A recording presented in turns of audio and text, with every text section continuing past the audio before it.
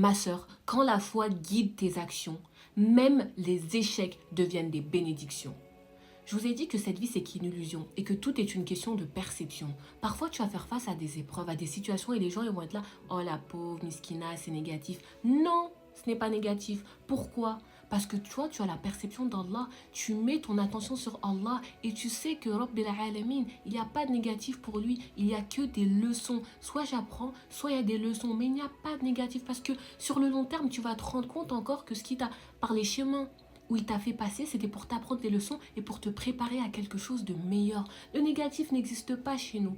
Tout ce qui se passe, ce sont des faits, ce sont des situations, on accepte en fonction de notre temps. Voilà, il y a des moments où on prend plus de temps, il y a des moments où on est plus rapide, mais on doit toujours garder en tête que c'est Rabbil Alamin qui a créé ces opportunités, alors ce sont les meilleurs pour moi. Je n'aurais pas fait mieux.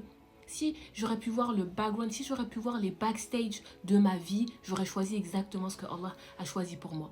Et une fois que tu gardes cette phrase en tête, je te promets que tu ne vas plus voir les choses comme oh purée, j'ai raté mon bus. On s'en fout que tu as raté ton bus, c'était écrit comme ça, c'était destiné. Tu vas pas passer toute la journée à parler du fait que le bus, il a été en retard.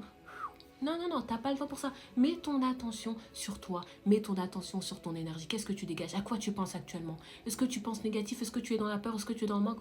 On arrête, on revient dans l'abondance, on revient dans la générosité, on revient dans l'islam, on revient dans la soumission, on revient dans la grandeur, on revient dans les 99 noms d'Allah. Moi, je vous le dis, les filles, je vais vous le répéter, je continuerai à le répéter toute ma vie.